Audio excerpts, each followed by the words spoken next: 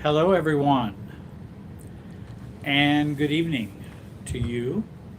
We are live at this on this broadcast on this YouTube channel. My name is Jerry Wise, and I'm a relationship expert, a marriage and family expert, a life coach.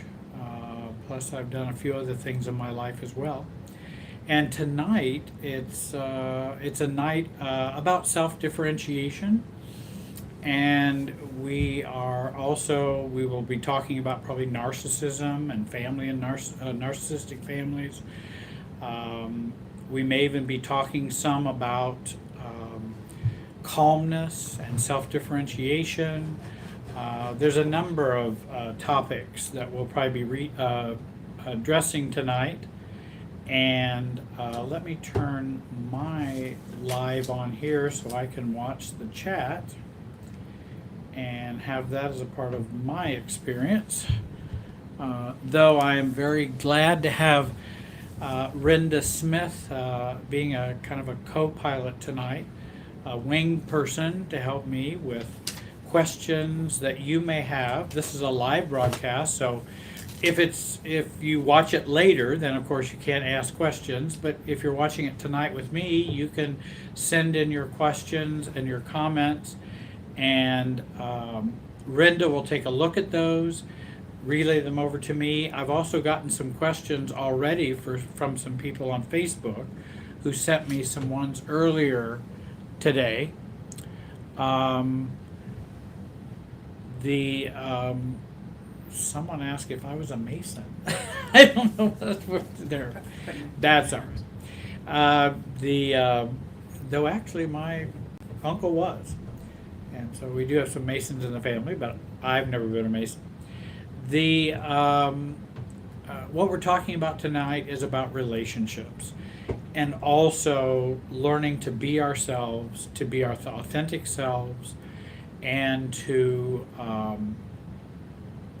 learn to be more at peace, more calm, less reactive with other people, and kind of get out of the mud, mire, quicksand of family of origin that is at work in us because our family of origin is within us. And in doing that, we can be healthier, have fewer symptoms, be stronger, and have less problems. So that's kind of what I'm trying to do tonight to offer myself to answer questions and such. I see clients individually, one on one. I've got workshop plans coming up. I do have some workshops that are available on Vimeo. On demand, Jerry Wise, Vimeo, you can find those workshops and take advantage of those. They're like having an hour's worth of coaching or an hour and a half worth of coaching in those videos. So you might want to take a look at those. My website is www.jerrywiserelationshipsystems.com. And I also have a Facebook page by that same name as well. You can join there. I put quotes and different helpful tips on the Facebook website. Also, I've got a social media person who is strongly urging me to do short, exclusive, exclusive content for Facebook, in which he would post that like 2 or 3 minute helps or videos like 3 times a week on the Facebook page. So you might want to go there and take advantage of that. I've got a bunch of subjects that I already have prepared that I can talk about for 2 or 3 minutes that might be of help to you. We go for about 90 minutes tonight.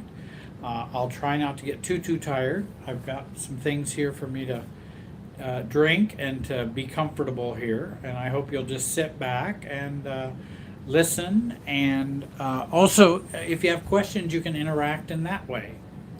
Now, I won't be seeing all of your comments. I may see them later, but Renda will be monitoring for me. And we're here at the offices of Family Tree Counseling in Indianapolis, Indiana, and that's where this live broadcast is coming from. I'm very grateful that they have invited me to come and be a part of their Tuesday night broadcast that they have. I have one, I've got a question sent in. Tia had sent in a question, and I don't know if I can get to all of her questions. She also sent a almost a full page question. I'm not sure I can get to that one tonight. That might take about a whole session or an hour to delve into that. One of the questions she had, this is about languaging or definition and self-definition or self-identity. I'm 100% estranged from 100% of my family of origin and extended relatives, and have been for about 20 years. Never really knew my extended family. And when others ask me about my family, I'm not really sure what to say. And I know that there can be other folks out there who might be no contact with family members, and they can feel awkward or uncomfortable at times knowing exactly, well, what do you say?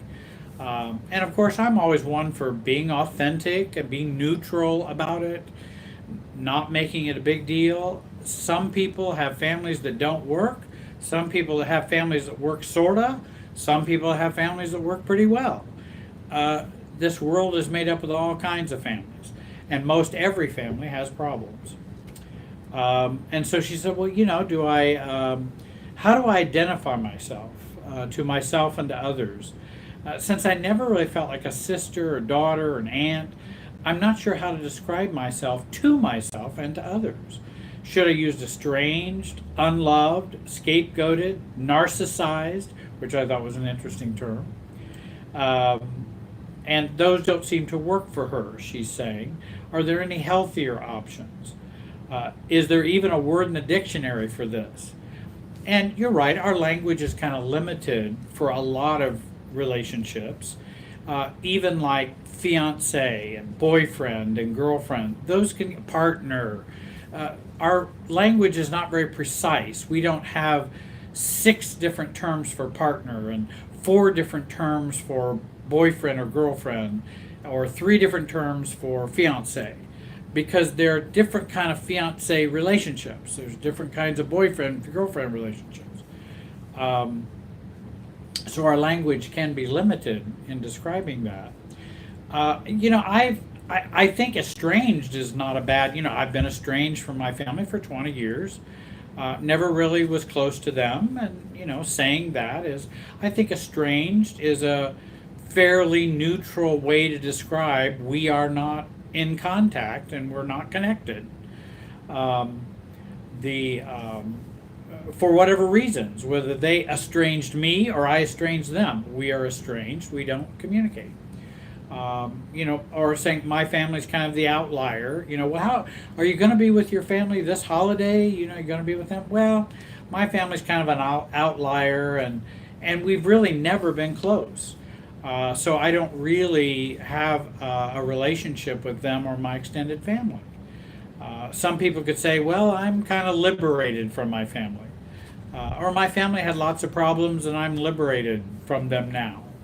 And so we're really pretty detached. And that's intentional, and it is a healthy choice and a healthy decision. Especially if we go no contact or something like that.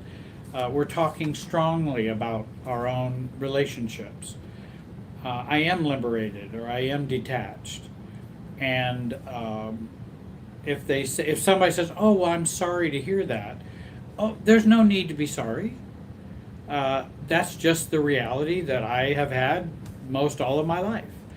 And in fact, it's only later in my life that I chose to go no contact or whatever. And so there's nothing to feel sorry about. And it's okay you asking about it. That's okay. Again, the more neutral we are, the more comfortable we are in our skin, the more others around us will be comfortable in their skin or with our skin. And so I think that's very important. The more calmness we bring to a relationship, and I hope to maybe get to calmness tonight, the more calm we are, the more other people feel at ease.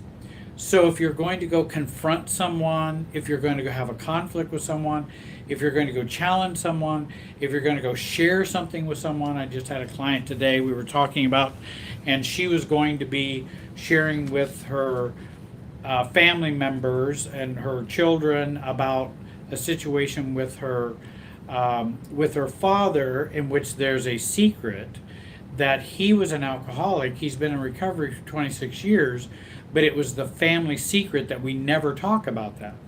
Well, now she has daughters or has children who they may need to know that information.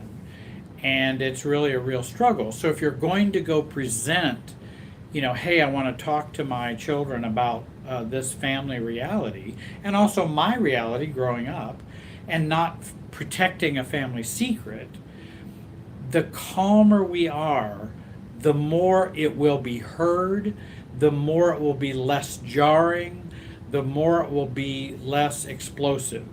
So if we come without a whole overabundance of anxiety and reactivity, the better off the situation usually plays out.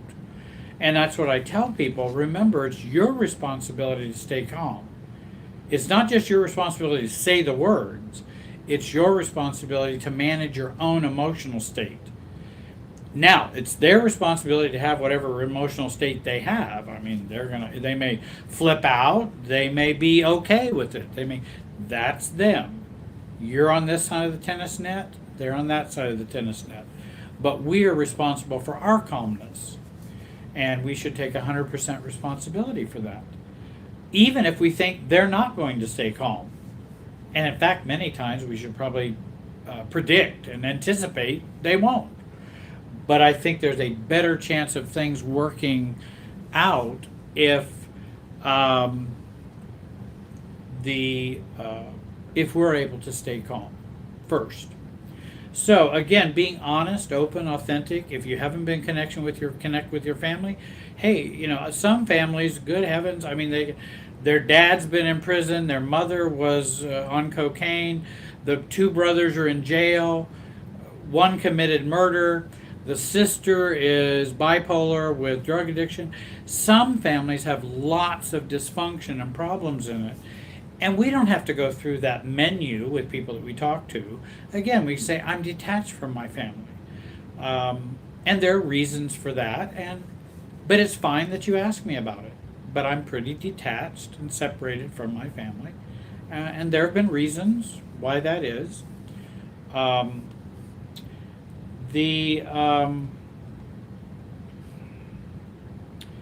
And then she does ask an interesting. So many of us will be alone this Christmas again.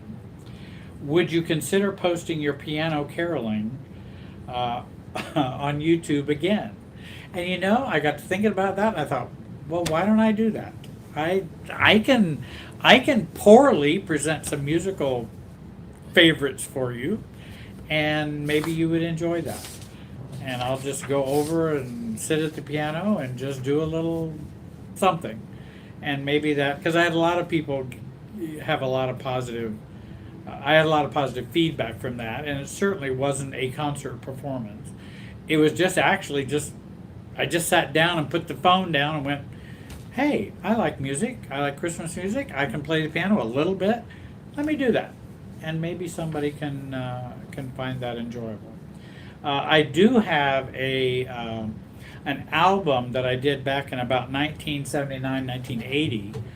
And for some clients of mine, I have made that available to them. I'm almost afraid to say that because I don't know if there would be people who would be interested in that particular album. But it was many of the songs I wrote myself, and I performed those, and that was back when I did music for a living and was doing music full-time as well as ministry and other things. But I'll consider the caroling.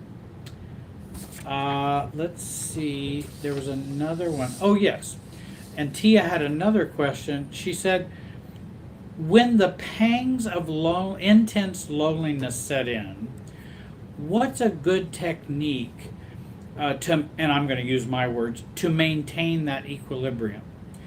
What are some good techniques, or what can you do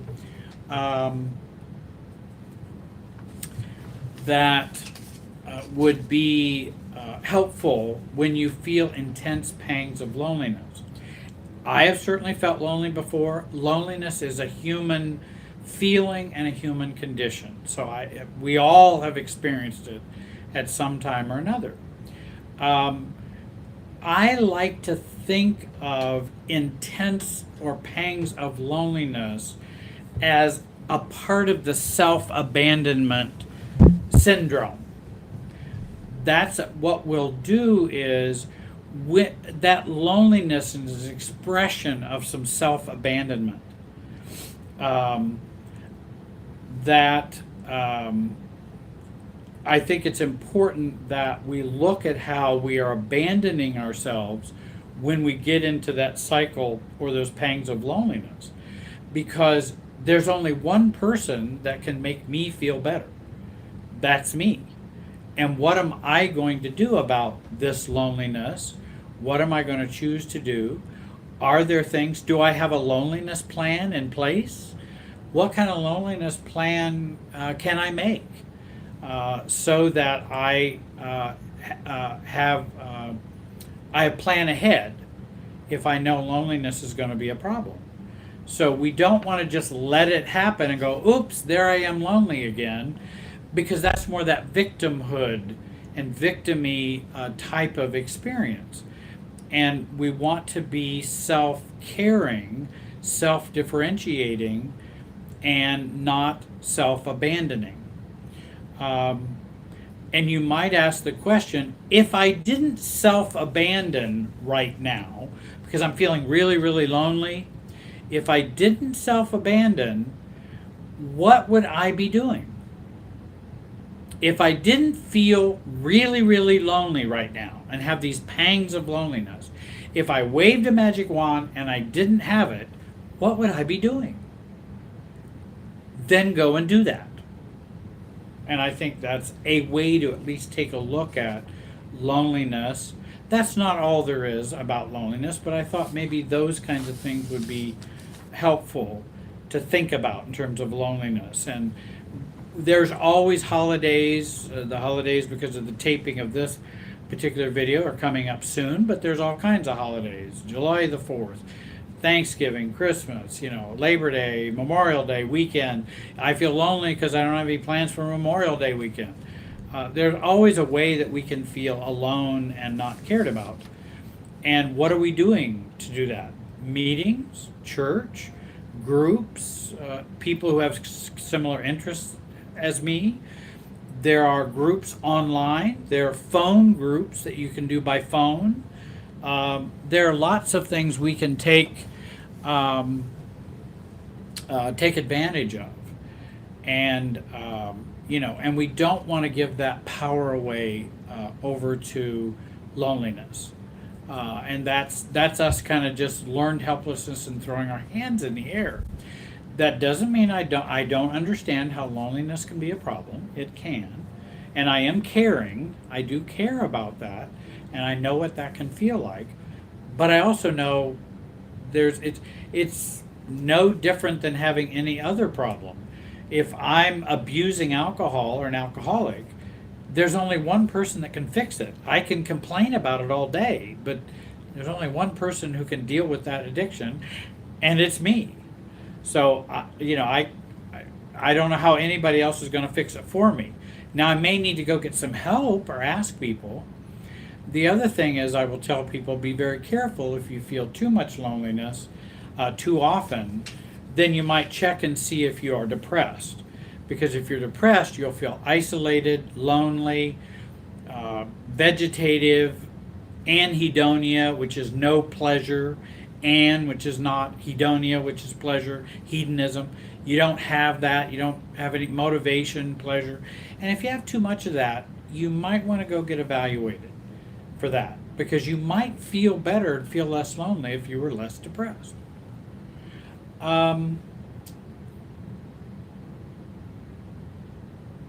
I have another question. Can you explain how telling others about something, how evil my sister is to others is triangulation? Well, again, triangulation is complicated. Are you telling others how evil your sister is? Excuse me. What is the motive for you telling others how evil your sister is? Is it a statement of fact, or are you stating it to either get comfort or for dependency needs for you because you feel sorry for yourself, or you can't address your own sister, so you're going to address someone else and tell her about it?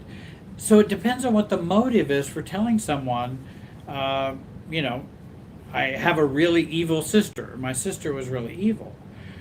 So I think that's the triangulation would vary with why are you doing it. If somebody says, well, are you?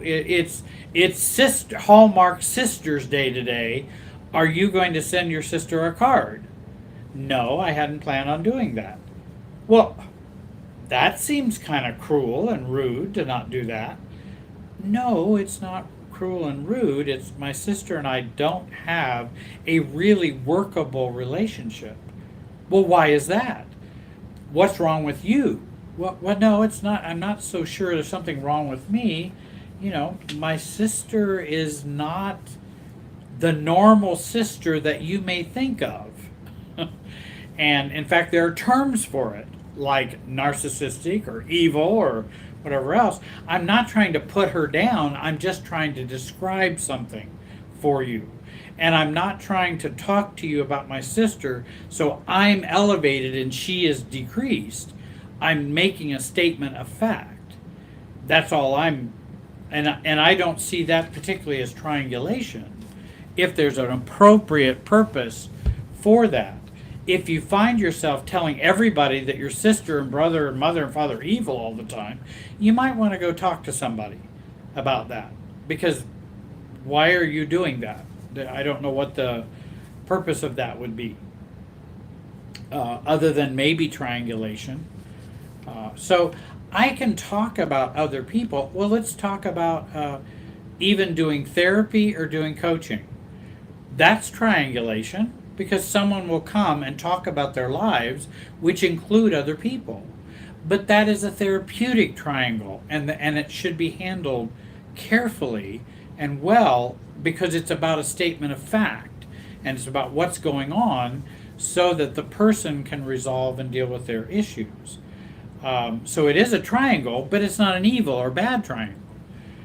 Now, if somebody's coming and all they want to do is trash their family only, and that's their only goal, well then I'm not going to serve them very well by us doing this. It's not going to be a helpful thing for them or for me. And I might say, I've already asked you your question. I understand what's going on with your family. Are you having some feelings? Maybe you should be talking about those rather than just trashing the family more. What's going on with you?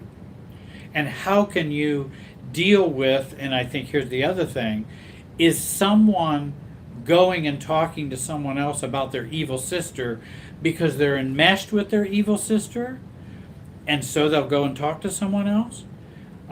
That's another consideration.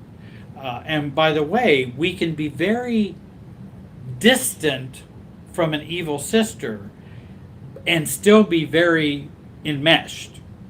So, well, I never see my sister. I haven't seen my sister for 5 years, but all I do is tell everybody how evil she is. That's someone who's very distant while still being enmeshed with their evil sister. And that's where I think it'd be helpful to work on that and resolve that. Even though they're going, well, I haven't seen him for 5 years.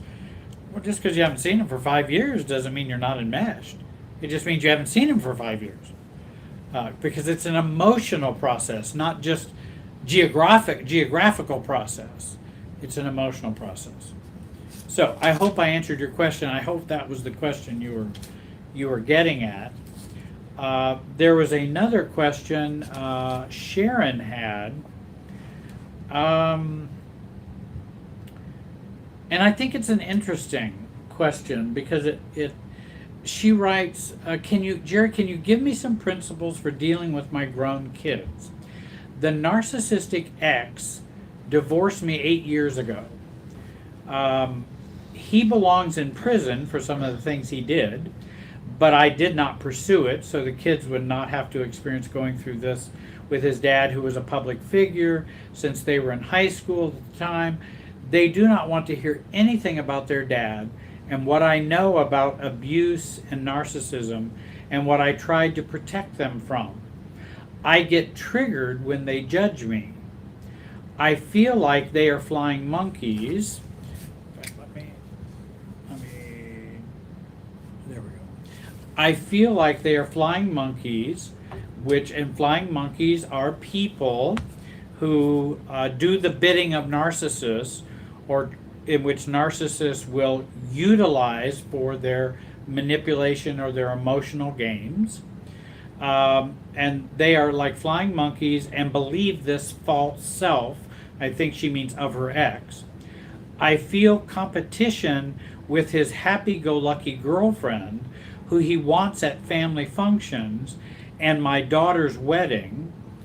Is it realistic and self-differentiated for me to ask that this girlfriend not be at the family functions, or should I be the one who just goes along with what everyone else expects of me? Very good question. And that's a common question for a lot of us. When we have spent years protecting our kids against the reality of what a parent has done, the downside is that there will be some carryover and residual problems that will occur from that. And so when they get older, they may feel more attached to this parent that you have covered for or protected for so many years. And I deal with people every day, with people where these kinds of problems have occurred. And so we're kind of now suffering from our protection of them. And again, everybody's got to decide what they got to do in terms of protecting their kids or not. I tend to lean toward a little less protection. Doesn't mean let's be silly and let's be crazy, but if kids need to grow up sooner, then they may have to grow up sooner. I can help model them if they have a parent who's bipolar, narcissistic, depressed, underfunctioning, unemployed, whatever problems are going on, that oftentimes kids already know anyway. And so if we validate it, then they get a chance to talk about it. And we're also not telling them in a derogatory way about their other parent. We're talking factually, not I got an axe to grind. But now if we've done that, and now the kids don't want to have any discouraging words about dad. They want dad to be there. And dad wants to bring his girlfriend and all those kinds of things. While I can understand your discomfort, Sharon, I certainly can understand your discomfort. And it wouldn't be comfortable for me. And you have a right to choose to attend or not attend. I think what I would do, okay, this is your daughter's wedding. Mary, I don't know what your daughter's name is, but Mary, as I talked to her, would you like your dad to be at the wedding? And would you like his girlfriend to accompany him? And if Mary says yes, then it's her wedding. And that's her right to have anybody she wants at that wedding. Even if it's the mistress or the whatever, because we want to respect boundaries. And that's what we have to do. Now, that doesn't mean I have to respect everything a narcissist does, but I do have to respect boundaries, and the narcissist has a right to be wrong. And if the daughter's okay with that, then the daughter's okay with that. And you can say, well, I think I will feel uncomfortable and I don't like it. I mean, you can share your feelings with your daughter, but say, but it's your wedding and I will be cordial, I will be, appropriate, I will be mature in this situation. Not the way I would like to have the wedding, but the marriage didn't end up the way you'd like to have it be either. So there's a lot of things that don't always turn out the way we hope, and we make the best of them. And we also don't want to make it a problem where I'm the one ruining the event, because that's not going to sail well in the future. And so I don't want to do that. I'm just not going to attend then. Oh, you might want to be real careful about not attending. You don't have to sit by them. You don't have to, sit on the other side of the church. Do whatever you want to do. But, and you don't have to go up and talk to them. I mean, if they say hi to me, I would probably say hello. I'm glad you're here to celebrate Mary's wedding. That's cordial. It's diplomatic. But I'm not trying to be best friends with the girlfriend or my ex or whatever. And so the other thing is, our children, I like taking the high road where, and I don't feel like when you say, well, am I just going to go along and do what everybody expects of me? I'm not sure you're just going along and doing what everybody expects of you. You still have a right to your own feelings. You still have a right as to how you feel about this, but you don't have a right to determine who's at the wedding and who's not. It's not your wedding. Now, if it's your reception or your birthday party, you can decide who's there. But if it's your daughter's wedding, well, that's a little different. And so we want to respect those boundaries, and maybe there would be some people there I don't like or don't respect. So I want to recognize boundaries where I end and you begin. I want to take the high road. I want to take the self road, in which I do value myself. These are my feelings, but I can still be here and I can be cordial and adult. I'm going to be an adult at this gathering. And I'm not going to bring the marriage, the old marriage that didn't work into this wedding. I'm not going to bring how much a jerk the ex is. I'm not going to bring how ditzy and crazy the girlfriend is, or if that's the truth. But I'm not going to, that's not mine to sort out. That's not me to deal with. That's not mine. That's theirs. That's Mary's. She can have them there. I will be there. I'm her mother. I would like to be there. I will do that. I think there would be greater damage if you were to say, I do not want you to have that girlfriend with your dad there. Or I don't want you to have your dad there. I think that would be much more greater damage because it violates boundaries. And that's going to be a problem in the future. Now, I said taking the high road. Why am I saying taking the high road? And I also believe taking the high road is important with smear campaigns that narcissists do and flying monkeys. That taking the high road is very important. And flying above the mire and the muck and taking the high road and being the adult. It looks like you're just being a doormat. And no, I'm not being a doormat. I have boundaries too, but I am going to take the high road. And so I want to take the high road, and if there's a smear campaign, or if there's this, okay, the kids believe dad thinks he's wonderful, they don't know how crazy he is, how abusive he was, they're not listening to me, I tried to communicate that to them, they don't want to hear it, well, okay, I got to take the high road. Then if that's what they want to do, then they can do that. I still hold my opinions. I still have mine, but they don't have to have mine. That's not required. And the importance of that is this. Let them have their beliefs. Well, Jerry, that doesn't seem right. They're wrong. They're bad beliefs. No. Let them have their beliefs and be there when the beliefs fail. Because the beliefs will fail eventually. because he's not going to hide his craziness forever. It's just right now he's got it sewed up. Well, I'm not going to come between them and him. I want them to fully experience him and let him be himself. And hey, no, go be with your dad. Go enjoy everything.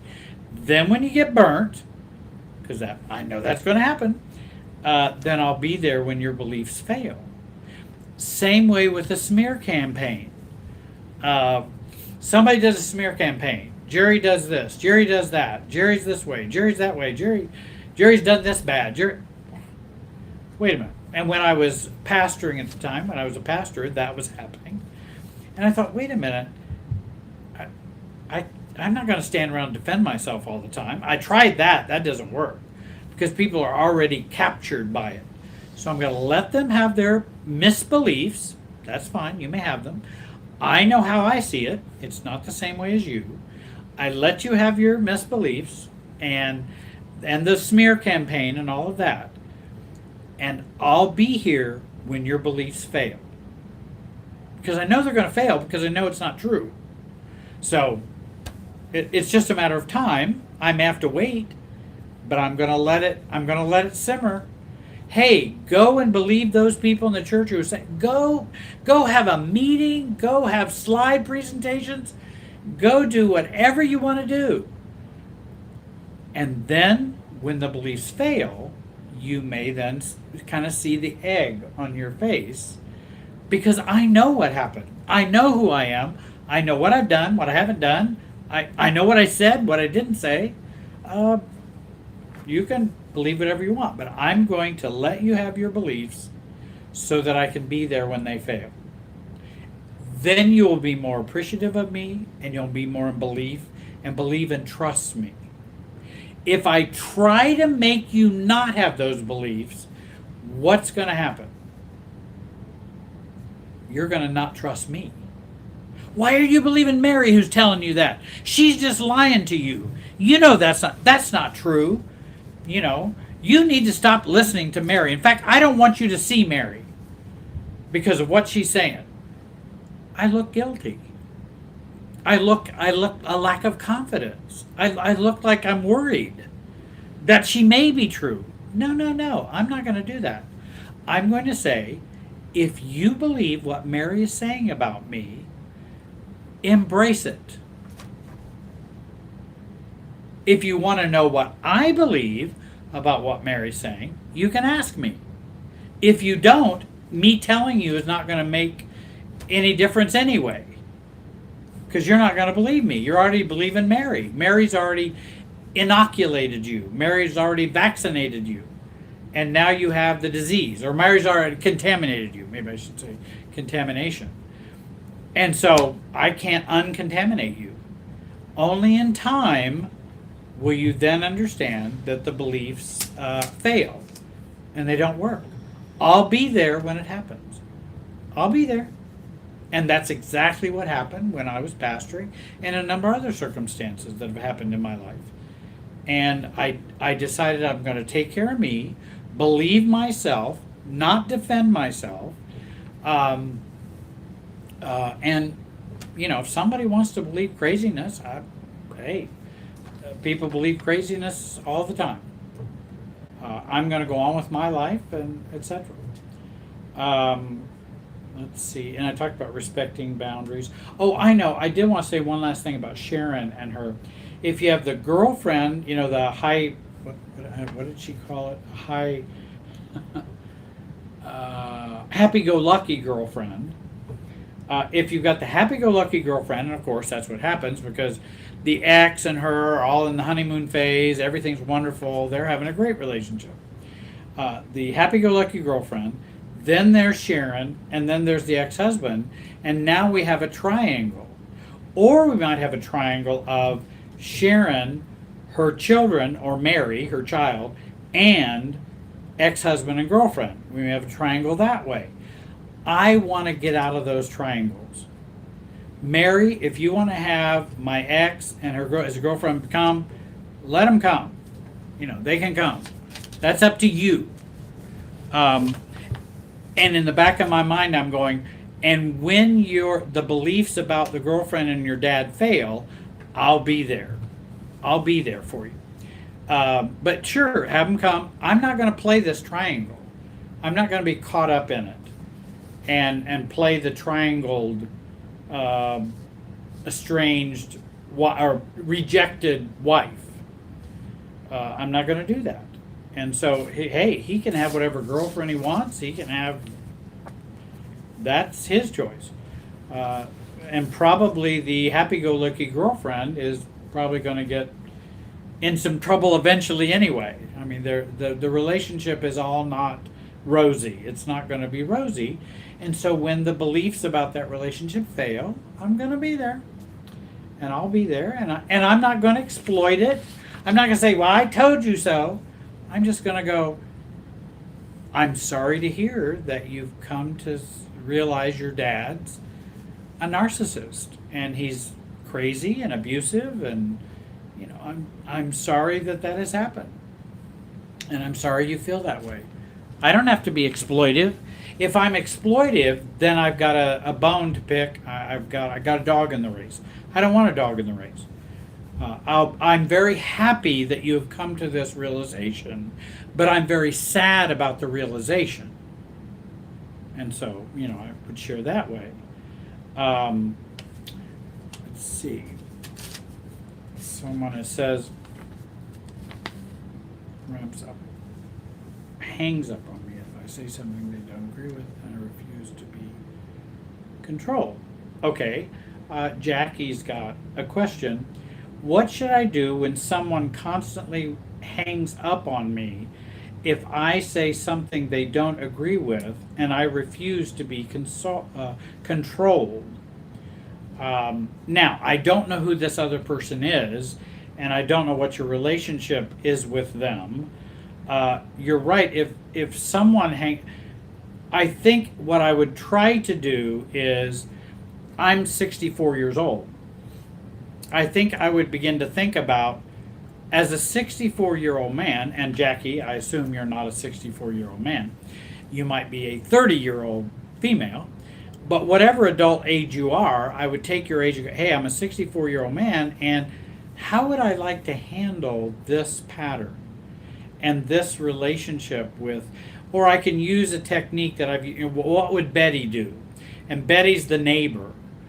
If Betty is my neighbor, and actually Carolyn's my neighbor, what would Carolyn do with this person who's hanging up on her all the time? What would she do? I want to take it out of my enmeshment with this friend and go, what would be a good response for that? And so I think about, what would a 64-year-old man do to deal with this person who's hanging up on me? I would probably say, hey, Marjorie, I notice every time I say something you have some disagreement about, you hang up on me. And that seems rather intense or disrespectful, or I don't know. It does not feel good at all. And I wanted to convey that to you, that I'm not happy about that. And my concern is, if you continue to do that, then maybe we should correspond rather than do phone. Or maybe we should see each other face to face, or because I don't enjoy being hung up on. I'm not trying to cut off from you. I'm just saying that doesn't work for me very well. Do I say such things that make you so upset that you'd want to hang up on me? And if that's the case, this may not be the relationship for me, because I'm not trying to make you upset. At least that's not what I believe I'm trying to do. But I just wanted to share, I wanted to come to you calmly and share this concern. And that if it keeps happening, I'm going to have to reassess the phone conversations that we have. And I don't care whether that's a parent, a sibling, whoever. Then we need to communicate in a different way. Then let's do email. At least it's harder to hang up on an email, or a text. but I don't like being hung up on. And with if you're unhappy with what I've said to you, then you can let me know without hanging up. You can say, I'm feeling unhappy right now, or I'm not, or I don't agree with what you said. You can always disagree with me. And in fact, I would even share with you, please feel free to disagree with me. Disagree rather than be upset. And see, disagreement is self-differentiation. Being upset is pinging and enmeshment. So please feel free to disagree. That would be a great choice. Just don't hang up, because then you're upset about it. Don't let my words upset you that much. You're giving me way too much power. If I disagree about politics or religion or how families work or whatever, if I disagree, don't give me that much power. So what that I have this opinion? I may be wrong. You don't have to give me that much power to where you need to hang up. Now, again, I don't know what all the circumstances, but I hope that you're right. I don't want, it is a cutting off is what they're doing. And that cutting off, now, she's not controlling you.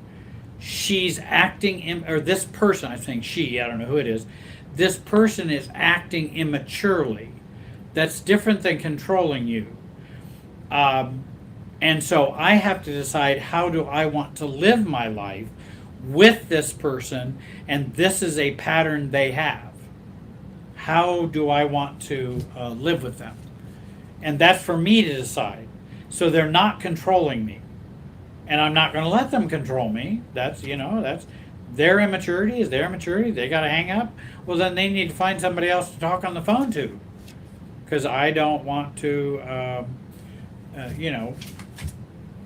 be on the phone with them under these circumstances. And I'll check our time here, because we had 90 minutes tonight. We've got like 43 minutes left. I was going to, just because someone behaves immaturely doesn't mean they're controlling you. It may feel abrupt. It may feel like, well, I can't. She just hung up the phone and ended the conversation. Yes, she did. But that's not her controlling you. That's her being immature, or him being immature. And so I need to decide, given this person's immaturity, what kind of relationship do I want to have with them? What's the nature of it, or the shape of it? If it's someone I'm going to continue to have a relationship with, like a parent or something like that, then I need to go, okay, what am I going to do in the future? What am I going to do in the future with this person who acts this way?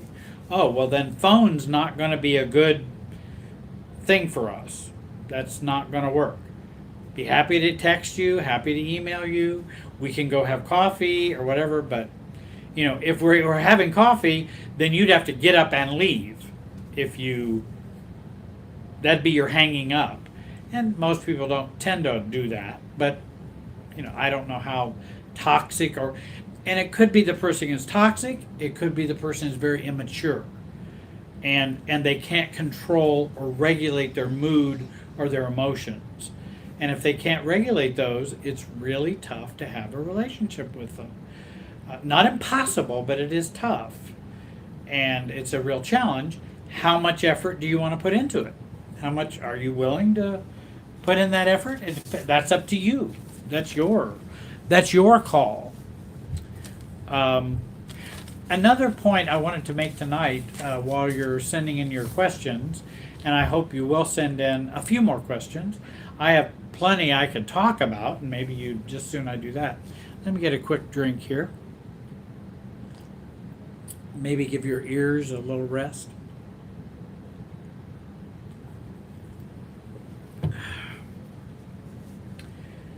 The I was just talking to a client today, and one of the things we were talking about was how dysfunctional it is to apply normal rules of relationship and family relationships to abnormal or dysfunctional families or relationships.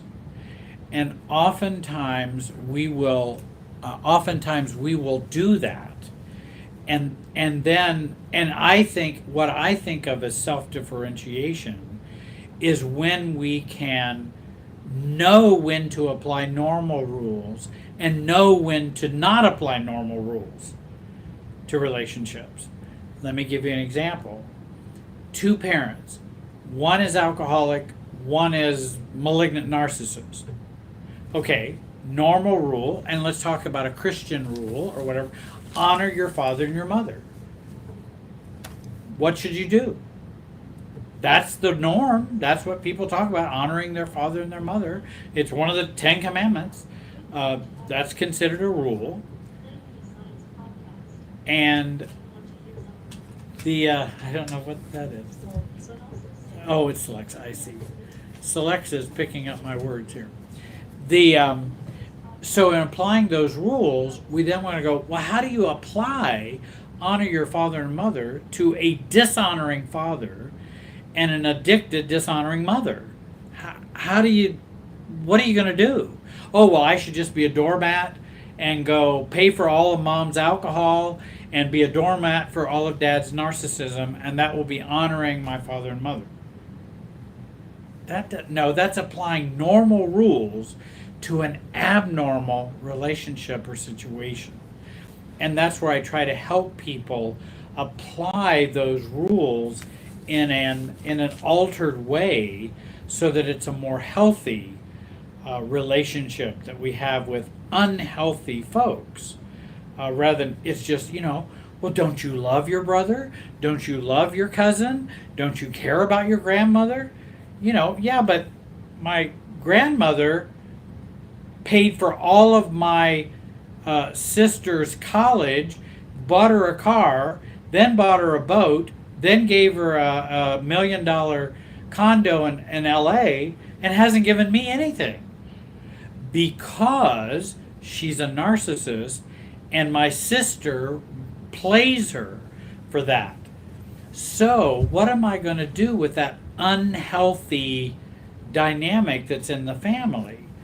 And how should I deal with that? And how should I deal with grandma? And I don't think we should just apply the normal rules of Norman Rockwell or the perfect ideal family in that way. I just don't think that's a healthy way to do it. And someone who's self-differentiated will know to do that and not do that. Someone who's not, who's rigid, and okay, well, the rules say I gotta love my grandmother no matter what she does. Well, no, you don't. Now, I'm not saying go slice the tires on your grandmother's car. I'm not suggesting that, but I'm saying you don't have to have a deferential relationship with your grandmother who has not been fair and who's not been very appropriate in terms of those kinds of things.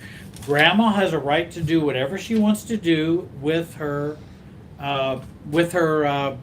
money. That's true. She can buy your sister a yacht if she wants to. That's her right.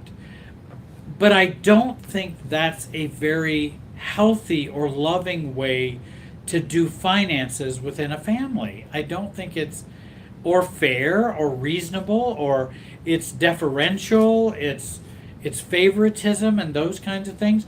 Not that we can't have different relationships with different kids. We might have, or different grandkids, or it might be different, but we're not very sensitive about our role in the family. And grandma doesn't give a hoot, and she doesn't care. She's just buying someone's favor, and I don't really respect that. So I don't really respect grandma for doing that. and I'm not sure how much grandma really loves me. I'm not sure grandma really even knows how to love. And that's the other thing. How do you apply the rules of loving family to a family who doesn't know how to love? How do you apply those rules? People do it all the time. They apply those rules to a dysfunctional system. So I just think that's something you might want to consider, so that we don't get into an all or nothing thinking or perfection thinking where, okay, it says honor your father and your mother, so if dad wants to criticize me and completely trash me and cuss at me in front of everybody at the restaurant, I need to honor him and let him do that. No, that's applying, that's a misapplication of healthy, responsible, loving system dynamics and rules. Magnolia Joe has asked me how to de-enmesh. That is the question. How do we de-enmesh? And I think that's the $1 million question. The difficulty in learning how to de-enmesh, it's something you begin to experience by changing your thinking and paradigm, and you begin to experience it, and then you go, oh, that's what it's like. Okay. Enmeshment occurs back here in the limbic system in the lizard brain. That's where enmeshment is happening within families. It's something we've been imprinted with. And so it's a part of the givens. This is just what's normal. My mom asked me, well, Jerry, how much money did you make last year? And I go, well, I made, $10,000 last year. Now, that's an enmeshment question. I gave an enmeshment answer. There was no boundary respect. There was no separation or differentiation between us. She has a right to know everything about me, and I have the responsibility to answer any question. That's enmeshment. So, as I begin to look at enmeshment, first of all, I want to recognize what I just said. That I begin to learn that, wait a minute, there is enmeshment going on. And I talked to a gentleman today whom they had been to marriage counseling. They had been to individual counseling. They're still unhappy with their relationship. Very highly functioning, highly educated people. They're not even bad people. They're good people. They're good people. They just have such a hard time with each other. And this was the first time I had met with him, because he said, I want to try this. And my wife had watched your videos. She thought they were really helpful. And she thought they might help us or help me. This is the husband saying.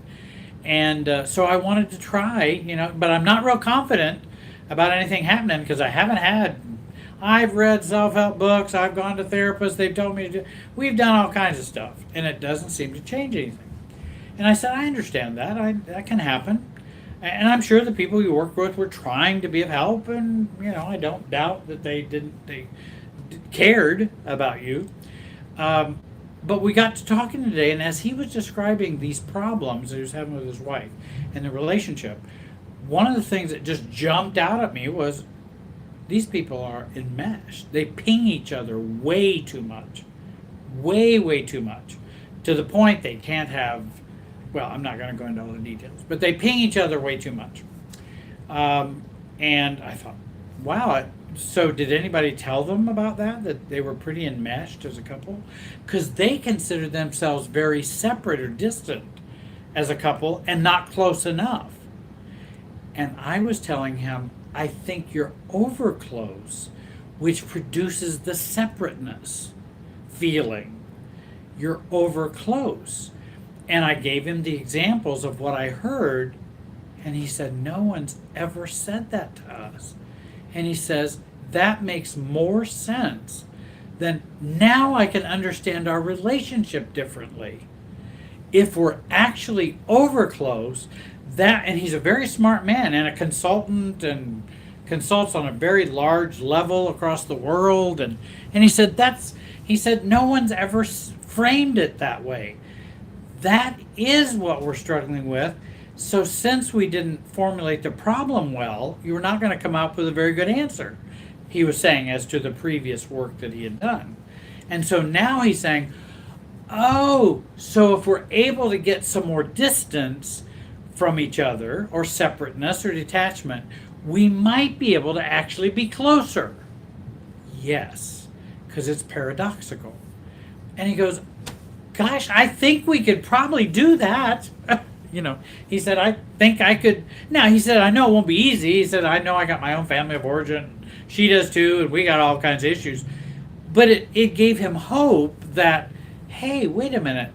This is, enmeshment is something that can be identified and then worked on. For example, when you argue all the time, and they argue all the time about nothing, and they both agree it's about nothing. They're not saying we're arguing about anything important. We just do that. And I said, well, do you know why you do that? And I said, I do have a couple videos on arguing. People will argue because they're too enmeshed, and arguing all the time pushes some distance between the two of you. So it's a way to kind of get some space. If you weren't as enmeshed, you wouldn't have to argue so much. It wouldn't be necessary. You wouldn't need it. So argument is a symptom. Not being able to have sexual intimacy is a symptom. Not being able to have needs met are a symptom. They're a symptom of something that's underlying, like enmeshment, or these kinds of things. And so now, to answer, getting back to the question, how do you de-enmesh? Then that's the experience of learning systems theory, learning systems way of thinking, working at gaining a 30,000-foot view, looking over the relationship system, realizing that I'm not just me alone, I'm me connected to everything else going on, and I exist within a emotional field. The emotional physics between us is always at work. Or I used to, a long, long time ago, I used to talk about how we all had rubber bands on. And everybody has a rubber band on, and their rubber band is connected to everybody else's body. And so every time we move, just like in a mobile, that hangs, you move one part, it shifts all the other. That's systems thinking. If we can start to think that way, just to think that way, just to start moving to a 30,000-foot view, we begin to get more de-enmeshed. Let me give you another example. Practicing de-enmeshment, which is also selfing, having a self.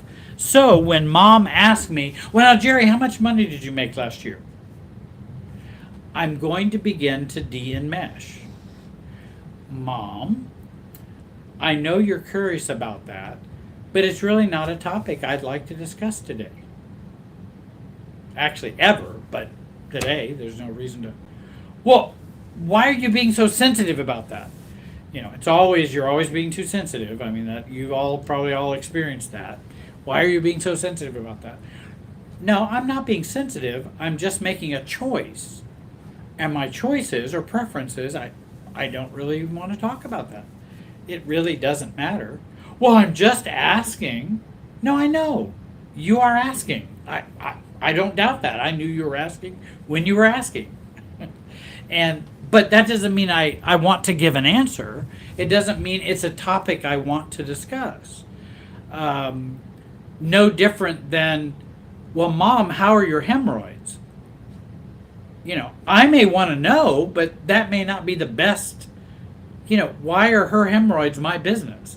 Now, if she needs my help or needs me to go get some hemorrhoid cream, forgive the illustration, but sometimes we got to laugh about things. that I'll go get the cream for her. But I'm not going to say, well, how are your hemorrhoids doing? I don't need to be in her life that far. You don't need to be in my life that far.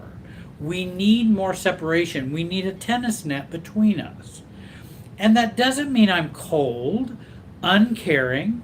And in fact, if my mom would say, hey, Jerry, I'm really suffering, could you go get me some medicine for my hemorrhoids? Of course I would. No problem.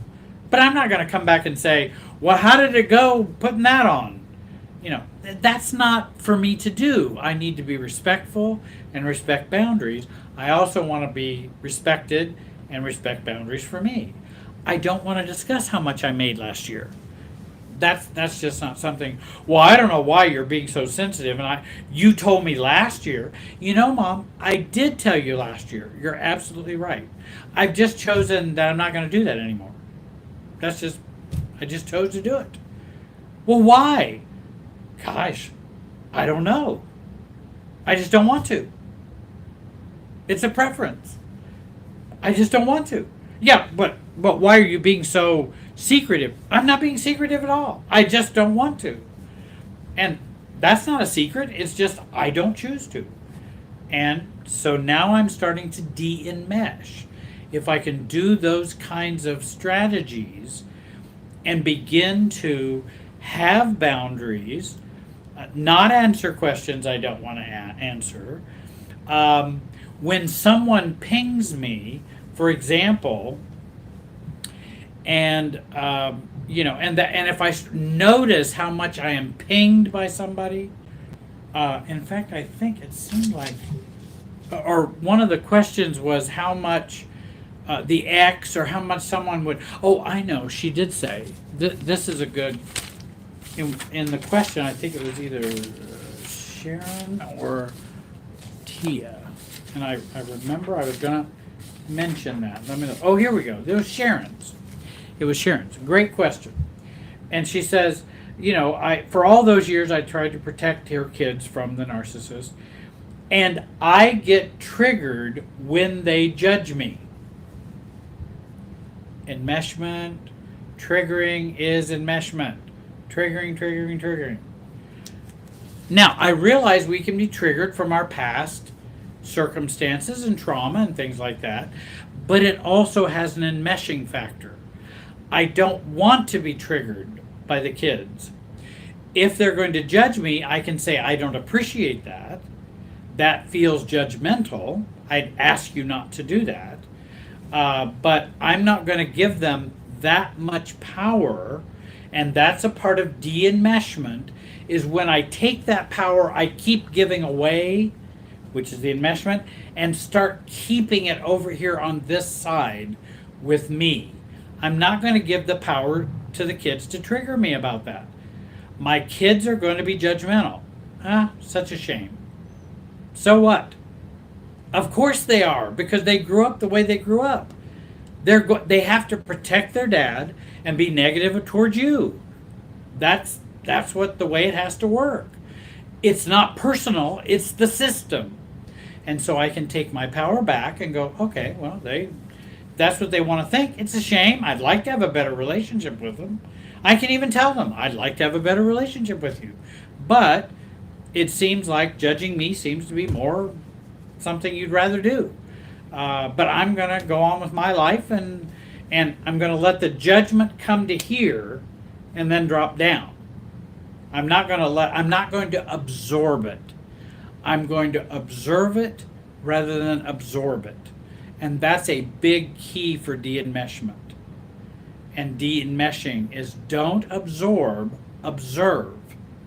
Watch, listen, think, hear, smell, but don't absorb. And just go, and take in all that emotionality, because then we're taking in all that system, those system feelings, and that system stuff that's in the system. I don't want to be ruled by the system. Family of origin system, the family of origin system in me, the system between me and my boss, the system between me and my spouse. I don't want to be ruled by that system. I want to be me, a self-differentiated 64-year-old man. That's who I want to be. And so I want to work on absorbing rather than work on observing rather than absorbing. Oh, Annie asked, does enmeshment develop because of a lack of boundaries? Enmeshment is a lack of boundaries. And it's a lack of respect. It's a lack of knowing where I end and you begin. And we learn that growing up.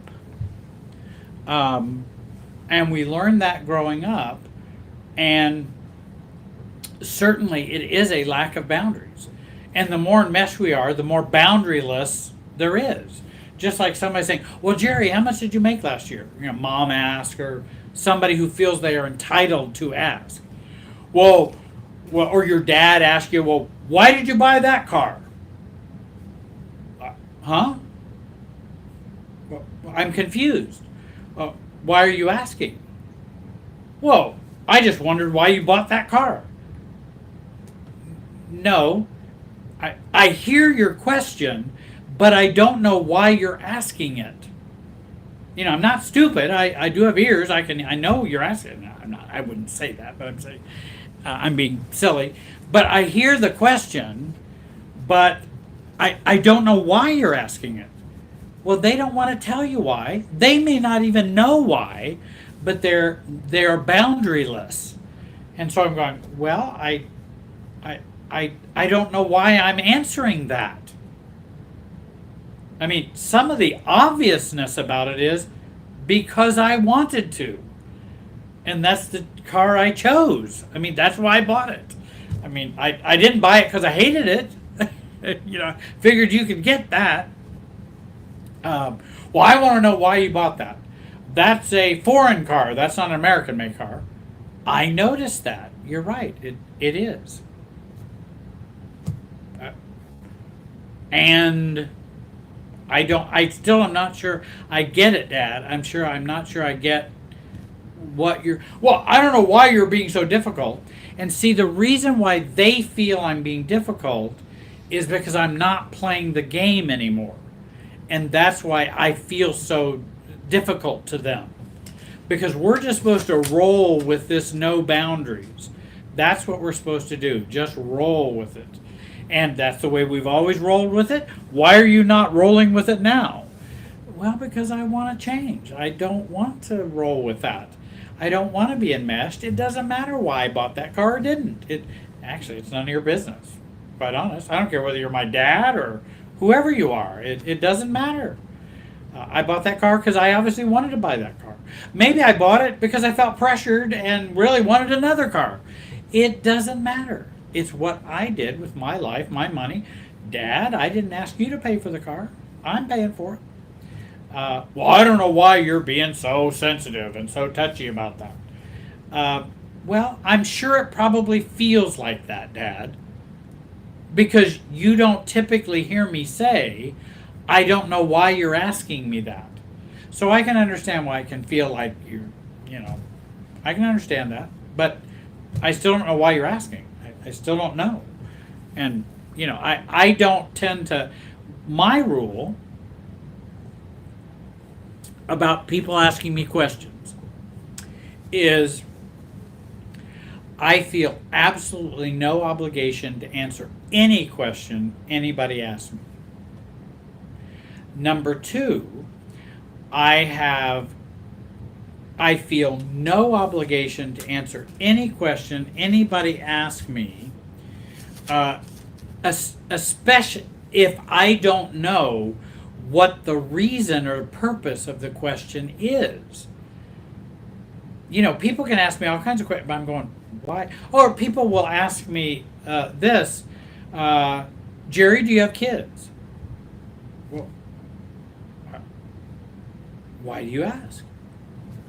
Oh, I was just interested. This is a client maybe asking me, is there a reason why you, I'm not afraid to tell you, it's not a secret, but I don't answer questions unless I know what's the purpose for the question. All you have to do is tell me well, I'd like to talk to a coach who has had a child or oh, okay. then I'll be happy to tell you. No, I don't have kids. Yes, I do have one son. Yes, or whatever my answer is. I mean, I do have one son, but that's, but I don't have to answer questions. I don't know where they're out of the blue. I don't, it's okay for me to ask them, where does that come from? How should I understand that question? And so I have those kind of rules about questions. And just like when Dad asks you, well, why'd you buy that car? Most of us who are enmeshed feel obligated to answer that because that's the way we've always done it. And you better not make Dad mad and not answer it. So you just take the easy route and just answer the question. Well, okay, you can do that. Or you can begin to self-differentiate, de-enmesh, and go, well, Dad, I'm not sure why you're asking me that. I don't know. Is there a reason? Are you upset I bought that car? Well, yeah, I am, because it's a foreign car and you should have bought an American car. Okay, then it sounds like you're upset. I'm not. We're different. I'm not upset about it. You may be upset about it. You have every right to be upset about it. But I'm not upset about it. And I give myself the right to not be upset about buying a foreign car or an American car or a green car, blue car, or whatever car I'm buying. Too expensive, too cheap, too expensive, whatever car I decide. So I have those kind of boundaries when it comes to questions. And I don't try to give people a hard time about it. I just inquire as to, well, is everything okay? Or is it upsetting to you? They go, well, why did you wear that red sweater? Can I ask, you sound upset that I'm wearing a red sweater. Well, I am. I don't like that. I don't like that company. Or I don't like that. Oh, I didn't know that. I wore it because that's just what I picked out and wanted to wear. But it sounds like it's upsetting to you. Well, it is. Well, then you are upset, and I acknowledge that. I am not. It does not upset me to wear this red sweater. We are different. And so I don't have to defend myself and say, well, I thought it was a nice sweater. It's expensive. It fits really well. It looks good with this shirt. I'm not going to go into all that defending. When you're defending, you're enmeshed. That's another key. If you're defending, you're enmeshed. Stop defending and start differentiating. Start saying, I'm different. Stop giving all the reasons and rationale and reasons for things. Start differentiating. Well, I don't see it that way. Well, why don't you see it that way? Because I don't. I prefer not to see it that way. Well, you need to give me your reasons. Well, I don't have to give anybody any reasons. Unless I'm on the stand and the judge says I got to, well, then I will. But this is not a court of law. I don't have to do that. It doesn't matter to me what my reasons are anyway. It really doesn't matter. Now, it may matter to you, and you may feel upset. You can. You can feel upset. You're upset. I'm not. There we are, and here we are. How shall we then live?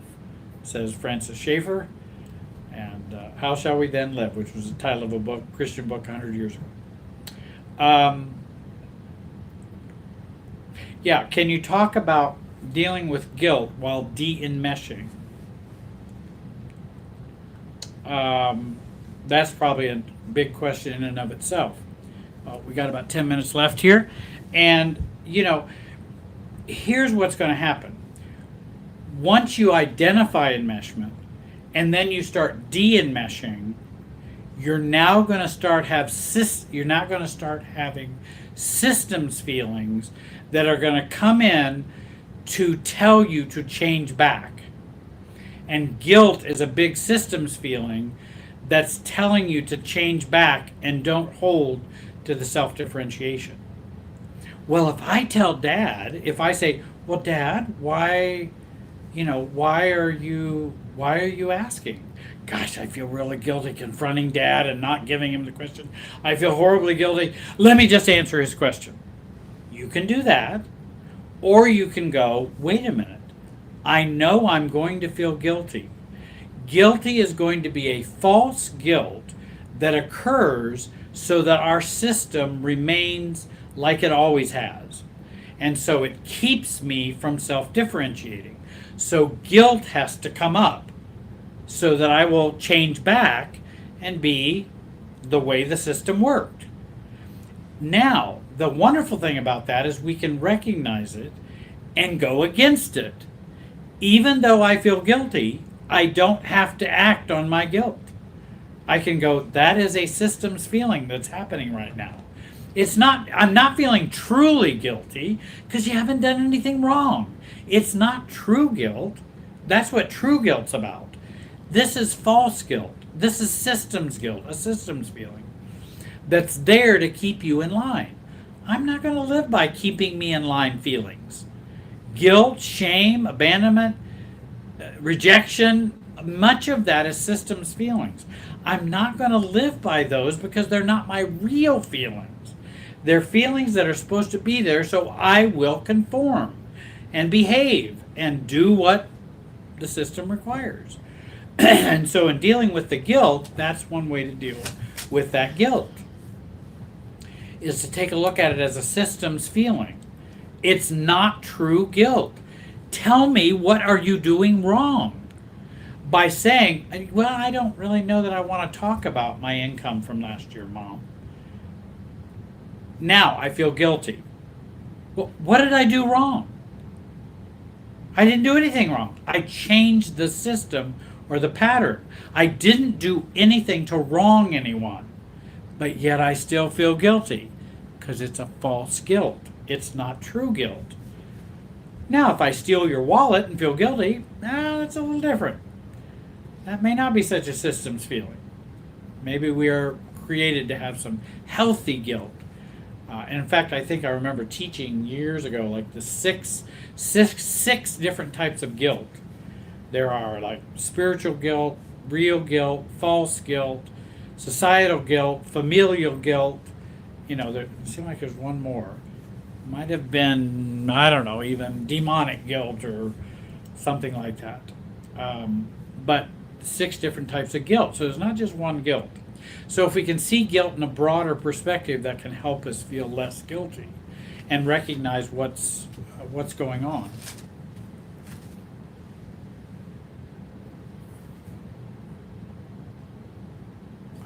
Soren's got a good question.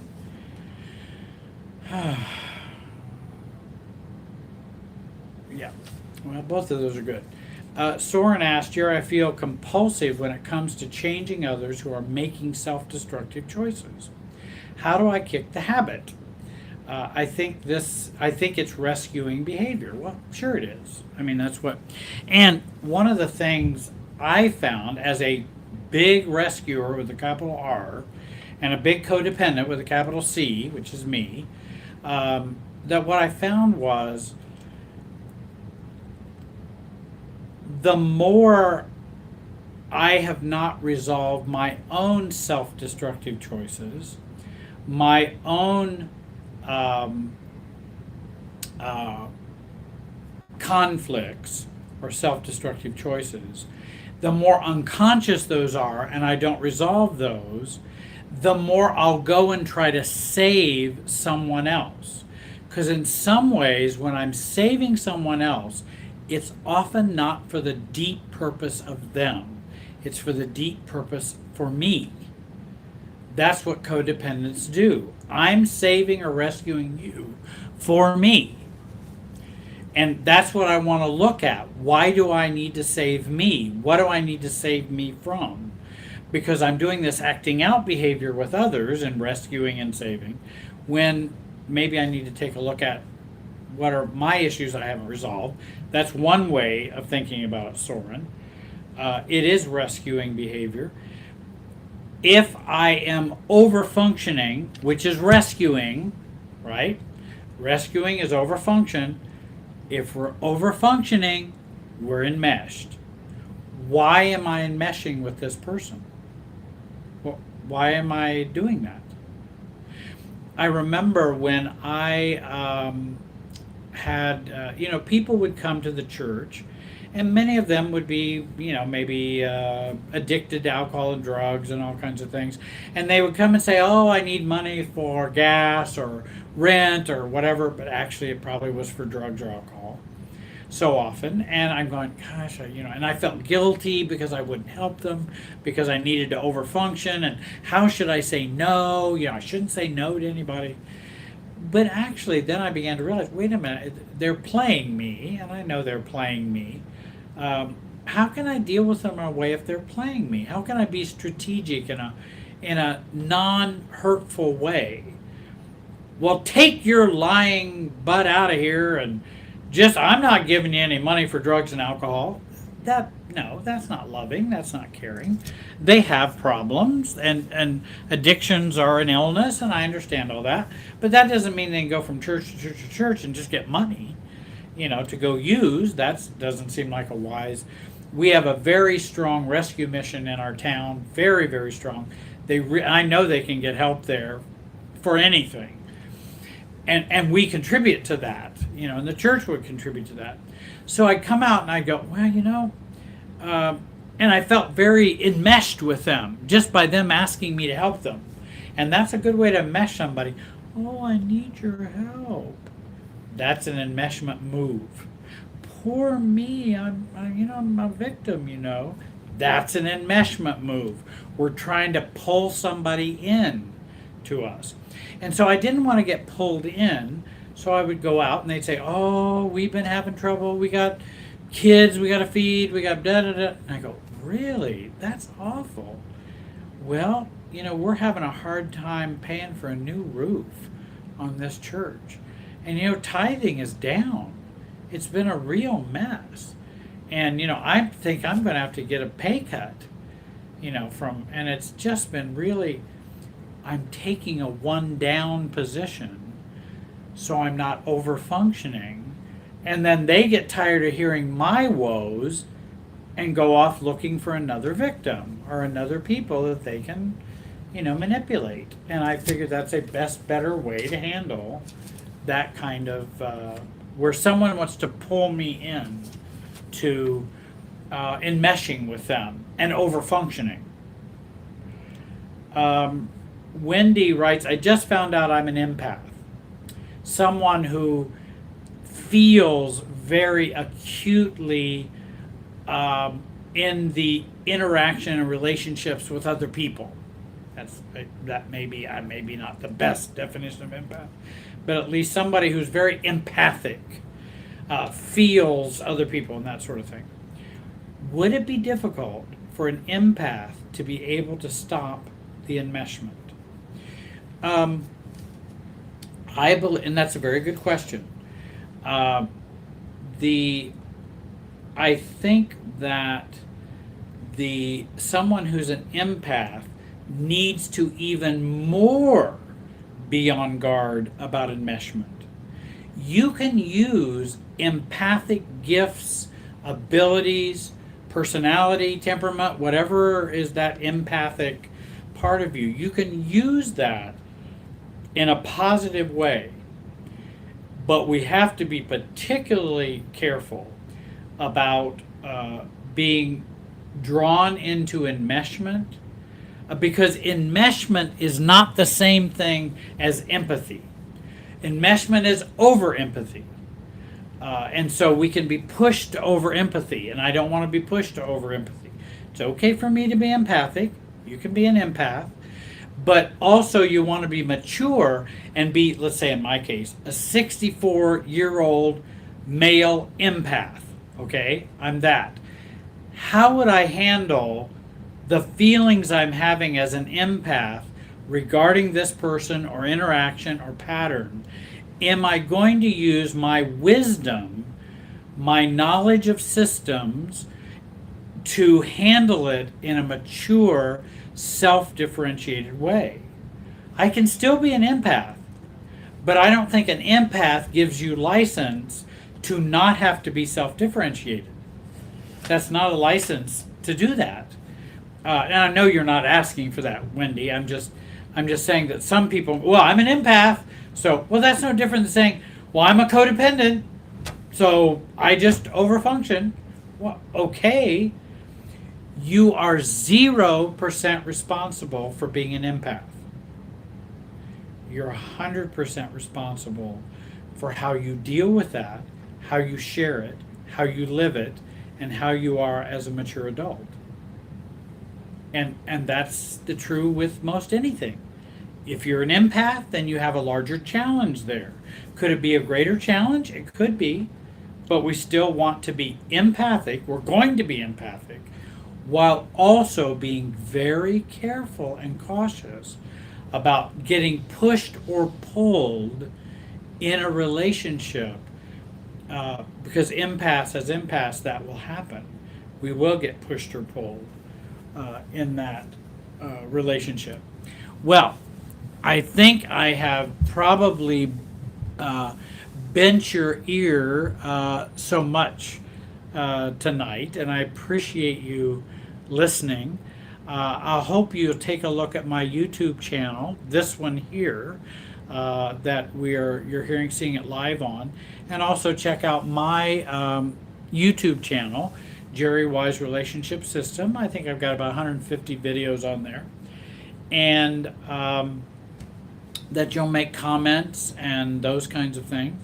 If you would like to work with me one-on-one, you can contact me at, and I will put the contact information on the description for tonight's broadcast, and you can contact me directly. Give me a few days if I'm behind on my emails, and you can also contact me through my website. You can send me an email that way too. And if you'd like to work with me, I work with people all over the world. Probably need to be English speaking. I don't speak German well enough to do coaching, but I do have clients all over.